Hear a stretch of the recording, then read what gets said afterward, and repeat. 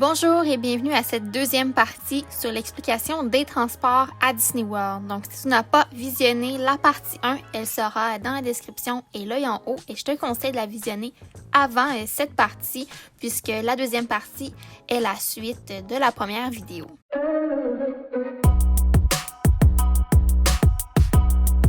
Alors, un petit récapitulatif. Donc, pour la partie 1, on a expliqué un peu les transports à Disney World, les heures d'opération, comment planifier notre temps de déplacement et également, j'ai discuté du monorail, ferry, bateau, Skyliner et minivan.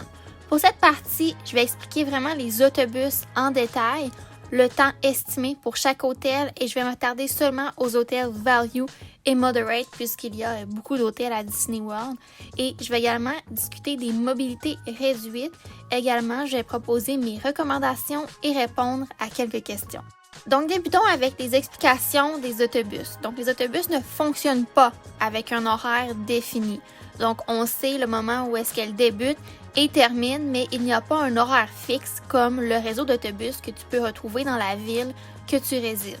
Les autobus seront donc en fonction toute la journée et le temps d'attente jusqu'au prochain autobus sera affiché sur des téléviseurs aux stations d'autobus des hôtels et il n'y a pas de téléviseurs aux stations d'autobus dans les parcs thématiques. Donc, pour ce qui est des autobus parcs thématiques, on ne sait pas quand le prochain arrivera, mais ils sont en continu. Donc, le réseau d'autobus. Alors, à Disney, ce qui est plutôt particulier, c'est que les autobus sont seulement d'un hôtel à un parc thématique. Il n'y a pas d'autobus d'hôtel à hôtel pour, par exemple, de Pop Century, aller visiter le Grand Floridian. Ça ne fonctionne pas comme ça. Donc, il faut se déplacer à un parc thématique pour ensuite transférer pour aller ailleurs si on décide de visiter un hôtel.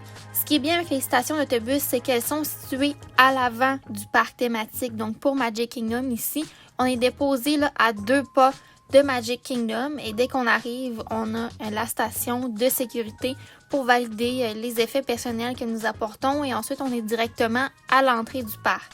Même chose pour le parc Epcot, on est déposé tout près. Alors, c'est ultra efficace pour arriver au parc thématique.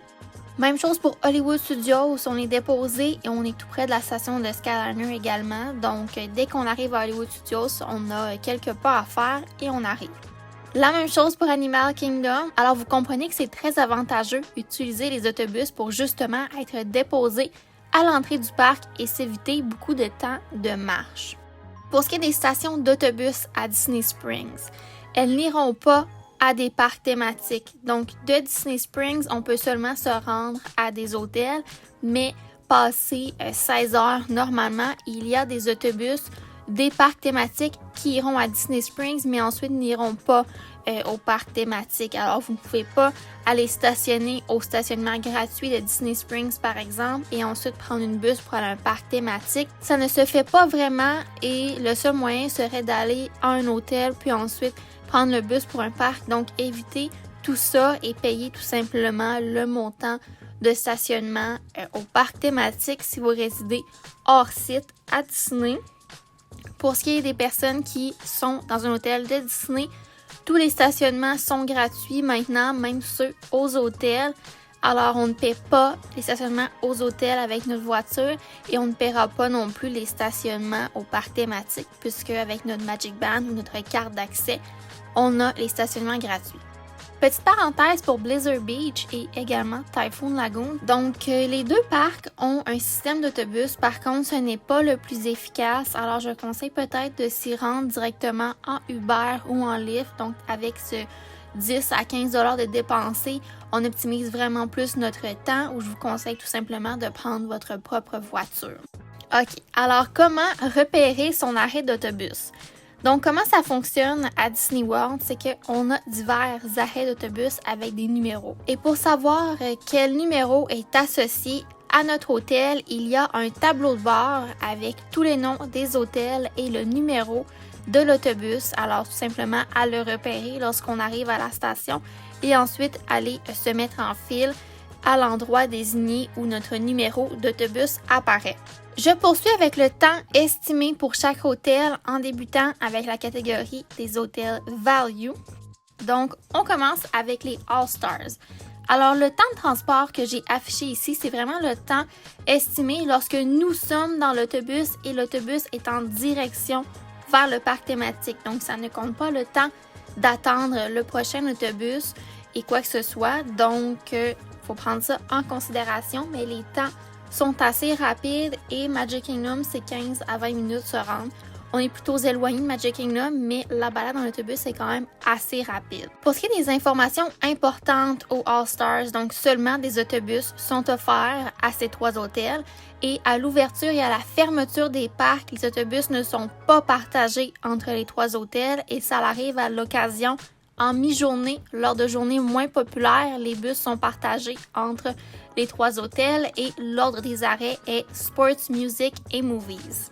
Je poursuis avec Pop Century et Art of Animation, donc j'ai mis des temps estimés de transport. Pour ce qui est du Skyliner, c'est le temps lorsque l'on est dans une cabine à notre hôtel, on se dirige au Caribbean Beach et il y a un temps de transfert qu'il faut attendre pour avoir une autre cabine vers soit Epcot ou Hollywood Studios. Donc dans les informations importantes, le Skyliner est disponible seulement pour Epcot et Hollywood Studios. Il faut débarquer à la station du Caribbean Beach Resort pour ensuite choisir notre destination finale entre Epcot et Hollywood Studios. Autre information importante avec la température, lorsque le Skyliner ferme puisqu'il y a des orages et c'est assez fréquent en mi-journée en Floride, eh bien des autobus sont déroutés pour vous accommoder. Alors, ce qui se produit, c'est que lorsque la station de Skyliner tout ferme, il y aura des bus qui iront vous chercher à Hollywood Studios et Epcot. Et si vous êtes pris à la station du Skyliner au Caribbean Beach, des bus arriveront là et pourront ensuite vous amener soit à votre hôtel Pop Century ou le Art of Animation. Si vous êtes dans les pays à Epcot et vous êtes pris à la station du Skyliner dans cette section, parfois des bus sont envoyés à l'hôtel Beach Club et de cet hôtel, vous allez être transféré vers votre hôtel que vous séjournez. Donc, il faut rester bien informé et suivre les indications des employés cast members pour la marche à suivre lorsque la station du Skyliner ferme. Et j'ai mis que parfois les autobus seront partagés entre les 2 hôtels. Donc, l'information qui circule est lorsque le Skyliner est en opération, il n'y a pas d'autobus. Par contre, j'ai vécu à plusieurs reprises que même si le Skyliner est en fonction, que quelques autobus sont également en opération. Par contre, pour Epcot et Hollywood Studios, lorsqu'il y a un autobus en circulation, il y en a 1 ou 2 en rotation et on fait l'arrêt Pop Century et Art of Animation, donc on arrête aux 2 hôtels et les autobus sont partagés. Je poursuis avec les hôtels de catégorie Moderate en débutant par le Port Orleans French Quarter et Riverside. Donc j'ai mis le temps estimé de transport. Cet hôtel est quand même bien situé puisqu'il y a plusieurs routes pour aller très facilement à chaque parc thématique et c'est des routes non utilisées par la plupart des visiteurs, donc souvent très efficaces. Et il faut prévoir que l'autobus doit parcourir les différents arrêts dans l'hôtel Riverside puisque celui-ci a plusieurs arrêts d'autobus à l'intérieur de l'hôtel et ça prend en moyenne 15 minutes faire le cercle complet. Pour les autres informations importantes, seulement les autobus sont offerts aux hôtels Port Orleans vers les parcs thématiques et le bateau est seulement disponible pour Disney Springs. À l'ouverture et la fermeture des parcs, les autobus ne sont pas partagés entre les 2 hôtels. Par contre, en mi-journée, les autobus sont souvent partagés entre le French Quarter et le Riverside. Je poursuis avec l'hôtel Coronado Springs Resort, donc très bien situé à Disney World et j'ai été vraiment épatée que les temps d'autobus sont très raisonnables à cet hôtel. Il y a également plusieurs arrêts à l'intérieur de l'hôtel et ça prend en moyenne 15 minutes également, tout dépendant de combien de temps cela prend à arrêter s'il y a des chaises roulantes ou quoi que ce soit. Poursuivons avec l'hôtel Caribbean Beach Resort qui est un hôtel avec Skyliner et autobus. Donc, je vous ai mis les temps de transport lorsque vous êtes dans le transport en direction au parc thématique. Le Skyliner et les autobus sont offerts à cet hôtel et lorsque le Skyliner est en fonction, peu de bus sont en opération. Il y a souvent une crainte avec cet hôtel que lorsque le bus aura complété le cercle de l'hôtel, qu'on ne peut pas embarquer dans l'autobus puisqu'ils sont complets. Par contre, le Caribbean Beach, ce qu'il fait souvent, c'est qu'il y a le matin plusieurs autobus pour les parcs thématiques et la majorité d'entre eux feront 2 à 3 arrêts et beaucoup de bus arrivent en continu, donc c'est tout de même efficace. Et en journée, bien, l'autobus fait normalement tous les arrêts dans l'hôtel lorsqu'ils vont vers les parcs thématiques. Et parfois, les autobus sont partagés avec l'hôtel Riviera également. Et je termine avec le camping Fort Wilderness. Je l'ai mis en moderate puisque c'est la catégorie pour les cabines de ce camping. Alors, on a les temps de transport et ce qui est particulier au camping, c'est qu'il y a un autobus interne et également quelques arrêts d'autobus vers les parcs thématiques, dont un à l'entrée principale du camping et un ou la station de bateau. Alors, c'est un peu complexe et je vous conseille de vous informer directement au camping en temps et lieu pour les informations exactes pour la navigation des autobus. Alors, quelques informations importantes. On a qu'à l'ouverture et à la fermeture des parcs, les bateaux ne sont pas partagés entre l'hôtel Wilderness Lodge et le camping Fort Wilderness. Par contre, en mi-journée, les bateaux sont souvent partagés et l'ordre des arrêts est Wilderness Lodge et ensuite le camping. Et également, il y a plusieurs arrêts d'autobus à l'intérieur du camping, par contre, plus ou moins efficace de se déplacer avec cet autobus. Donc, je vous conseille d'avoir soit un carte de golf ou bien de prendre votre propre voiture pour conduire jusqu'à l'entrée principale, laisser votre voiture au stationnement et de là, prendre les autobus qui sont disponibles. Je poursuis avec un segment des mobilités réduites. Alors, pour toute personne qui aurait un scooter, une chaise roulante ou quoi que ce soit, tous les transports à Disney World sont adaptés, alors n'ayez pas crainte. Par contre, il y a un maximum de 2 chaises roulantes par autobus, alors il faut prendre une file particulière pour être placé dans l'attente des chaises roulantes. Lorsque le chauffeur d'autobus arrive, il va ajuster l'autobus pour la descendre et ensuite il va y avoir une rampe qui va être levée et placée pour faciliter l'accès à la chaise roulante à l'embarquement dans l'autobus. Vous allez être attaché et c'est ultra sécuritaire, donc il n'y a aucun problème pour utiliser les transports de Disney World. Quelques recommandations pour les transports. Alors, c'est vraiment important de s'allouer 60 à 90 minutes pour nos déplacements. 60 minutes, c'est plutôt le matin ou le soir, mais 90 minutes en mi-journée, c'est essentiel. Donc, bien que le temps de déplacement est souvent moins élevé, tel que je vous ai mentionné avec les hôtels vers les parcs thématiques, il faut quand même prévoir plus de temps que prévu au cas où qu'il y ait un imprévu qu'on ne peut pas contrôler. Donc, c'est mieux d'être prêt à tout. Je conseille également de se diriger vers notre mode de transport au minimum 45 minutes avant le Early Entry afin d'arriver dans les premiers au parc thématique. Et ça fait en sorte que lorsqu'on est dans les premiers, eh bien qu'on bénéficie d'un temps d'attente moins long pour les manèges les plus populaires. Alors, les transports à Disney World sont très efficaces et bien que se déplacer en voiture peut être plus rapide dans certains cas, le réseau de transport à Disney est super bien et ça nous permet d'être déposé la majeure partie du temps à l'entrée du parc thématique, donc c'est super bien. Et je préfère également me déplacer avec les transports de Disney, sauf pour Disney Springs, même lorsque j'ai ma voiture à Disney World, donc petit fait intéressant. Alors, je termine avec les questions et réponses que j'ai reçues. Donc, on me demande comment évaluer le temps de déplacement de l'hôtel au parc thématique. Alors, j'ai mis le temps dans les fiches pour chaque hôtel de lorsqu'on est dans le transport vers le parc thématique, combien de temps ça prend. C'est certain que d'attendre pour le prochain autobus peut prendre 15, 20 minutes, 30 minutes. Donc, on veut vraiment avoir un minimum de 60 minutes pour se déplacer.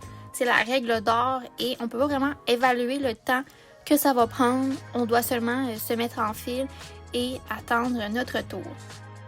Autre question, peut-on utiliser le transport à un hôtel qui n'est pas le nôtre?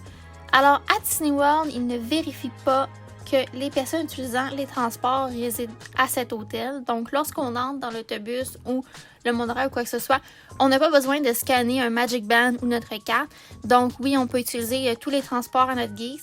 Par contre, si vous êtes hors site et vous décidez d'utiliser les transports de Disney, eh bien là, vous ne pouvez pas laisser votre voiture à un hôtel et profiter de Disney World. Par contre, vous pouvez laisser votre voiture à Disney Springs et ensuite faire une journée de visite d'hôtel sans problème. Ensuite, on me demande est-ce que les transports sont payants. Donc, le seul transport de payant dans ceux que j'ai présentés aujourd'hui, c'est la minivan, puisque c'est comme un Uber, Lyft. Donc, c'est un transport additionnel qu'on doit débourser.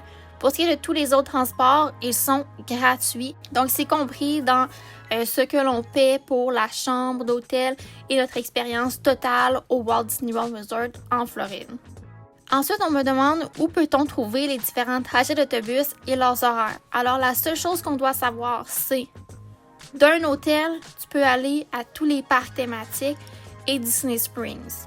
Lorsque tu es à une station d'autobus à un parc thématique, tu peux te rendre à tous les hôtels possibles. Donc, c'est la seule chose que tu dois savoir. Il n'y a pas vraiment de trajet désigné, là. On ne sait pas quels arrêts vont être faits. Tout ce qu'on sait, c'est que de Pop Century, tu peux aller au parc et du parc, tu peux revenir à ton hôtel. Pour ce qui est des horaires, il n'y a pas d'horaire à Disney World. Le transport débute avant le parc thématique, normalement 45 minutes avant l'ouverture du parc thématique. Et normalement, ça termine maximum 2 heures après la fermeture du parc thématique. C'est en continu et on ne sait pas vraiment quand le prochain autobus va arriver, mais il y en a beaucoup et c'est très efficace. Prochaine question, quelle est la régularité des connexions en bus? Un bus à tous les combien de temps? Alors, le matin et le soir, il y a beaucoup d'autobus. Donc, pour l'ouverture des parcs, on a des bus en continu. Donc, je te dirais, aux 5 à 10 minutes le matin, il y a tout le temps une bus qui est à l'hôtel, qui va vers un parc thématique. Et le soir, pour ce qui est de retourner à l'hôtel, c'est environ aux 10 à 15 minutes, il y a un bus qui est présent et te ramènera à ton hôtel. Pour ce qui est en journée, c'est plutôt étiré, donc on peut attendre 20-30 minutes avant qu'un autobus arrive pour nous retourner à l'hôtel et de l'hôtel aller à un parc thématique. Donc, c'est pas des horaires fixes, mais je te conseille de tout simplement aller à ton arrêt et attendre la prochaine autobus sans te casser la tête. Prochaine question, on me demande comment trouver les horaires de bus sur l'application My Disney Experience. Alors, petit fait intéressant, lorsqu'on va dans le menu des 3 barres dans l'application, donc le menu à droite en bas, on tombe sur tout plein d'onglets. Et l'onglet Resort Hotel est l'onglet où est-ce qu'on peut voir le prochain autobus ou moyen de transport à ton hôtel, dans combien de temps il sera là. Donc, je ne peux pas montrer de tutoriel puisque l'option est seulement active lorsqu'on check-in à l'hôtel et qu'on arrive, qu'on est sur place. Là, on voit les temps d'autobus sur l'onglet Resort Hotel. Donc, en ce moment, même si tu vas sur l'application, tu cliques sur ce bouton, tu ne pourras pas voir les temps d'autobus. C'est vraiment lorsqu'on arrive là, la fonction s'active. Prochaine question, est-ce que j'ai besoin d'un téléphone pour connaître l'horaire de bus? Donc, je viens de parler qu'on peut accéder à l'horaire de bus avec un téléphone. Par contre, je n'utilise jamais cette fonction-là. Je préfère tout simplement aller à l'arrêt d'autobus, regarder sur les téléviseurs et d'attendre la prochaine autobus. Bien que c'est un estimé qu'on voit sur les téléviseurs, la plupart du temps, c'est beaucoup plus rapide que le temps affiché ou des fois, il y a des petits retards à cause d'une lumière rouge ou quoi que ce soit. Donc non, ce n'est pas nécessaire d'avoir un téléphone intelligent pour connaître l'horaire des autobus à Disney World. Par contre, je conseille d'avoir un téléphone intelligent pour utiliser l'application My Disney Experience pour les autres fonctions disponibles.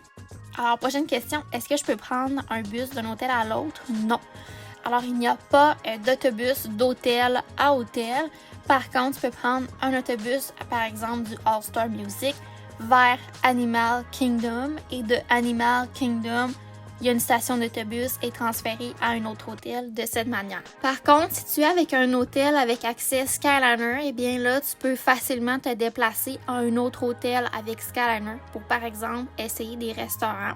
Même chose si tu restes à un hôtel avec monorail, tu peux utiliser le monorail pour visiter les hôtels environnants et essayer les restaurants également. Et pour ce qui est de tous les secteurs avec des bateaux, on peut se déplacer en bateau pour également visiter les hôtels environnants et essayer les restaurants. Ou bien, dans le secteur de Epcot, tu peux facilement te déplacer à pied du Boardwalk jusqu'au Beach Club, Yacht Club et du Swan and Dolphin pour visiter ces hôtels. Prochaine question, est-ce qu'il existe une carte des transports?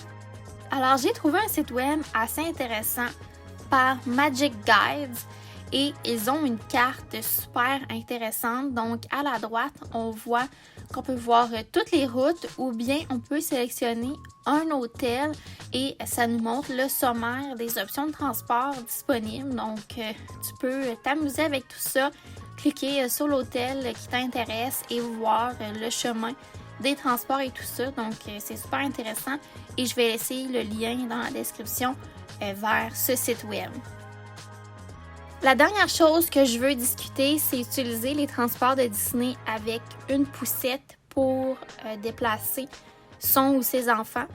Donc, pour ce qui est d'utiliser une poussette lorsqu'on utilise le transport de Disney, excepté le Skyliner et parfois le monorail, il faut plier la poussette pour embarquer dans le transport. Donc, je te conseille de ne rien laisser au bas de la poussette dans le rangement compartiment et de tout mettre dans un sac à dos. Et lorsque tu embarques dans l'autobus, par exemple, tu portes ton sac à dos et tu plies ta poussette super facilement sans avoir plein d'objets partout qui vont tomber. Donc, c'est tout pour cette deuxième partie sur les transports à Disney World. J'espère que cette vidéo t'a été utile et si c'est le cas, je t'invite à laisser une mention j'aime et je t'invite à commenter l'option de transport que tu aimerais essayer à Disney World. Encore une fois, ce fut un plaisir pour moi et on se dit pour une prochaine fois. Bye!